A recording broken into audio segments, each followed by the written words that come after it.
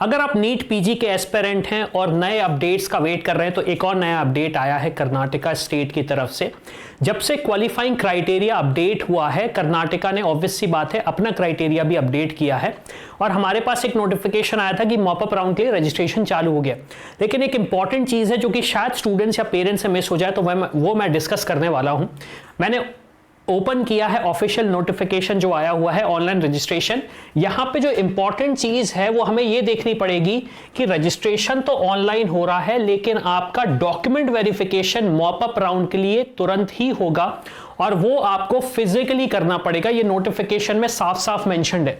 अगर मैं आ जाता हूं सेकेंड लाइन में तो आप देखेंगे कि the above newly registered candidates of PG medical courses have to appear on any day either on 16, 17 or 18 for verification and deposition of original documents at KEA Bangalore to be become eligible for seat allotment। इसका मतलब ये है कि आपको आपके original documents लेके जाने पड़ेंगे और वो डॉक्यूमेंट्स आपको फिजिकली वेरीफाई भी करवाने हैं।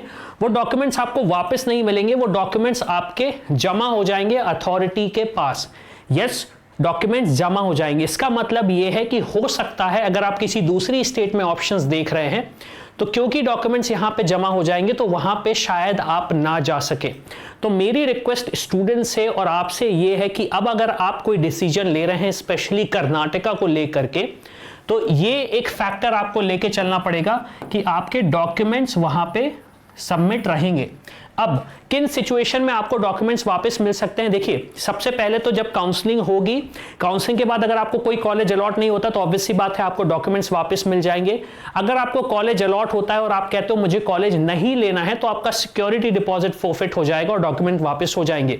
लेकिन इस सिचुएशन से बचने के लिए मेरा रिकमेंडेशन रहेगा कि अगर कर्नाटका में ऑप्शन आपको लगता है कि अच्छा नहीं मिलने वाला, मेरी फेवरेट ब्रांच मुझे जो चाहिए वो नहीं मिलने वाली, मेरे मर्जी की जो चीज़ है मुझे वो नहीं मिलेगी कर्नाटका में, तो मैं सजेस्ट करूंगा कि कर्नाटका में आप अपना रजिस्ट्रेशन ना करें।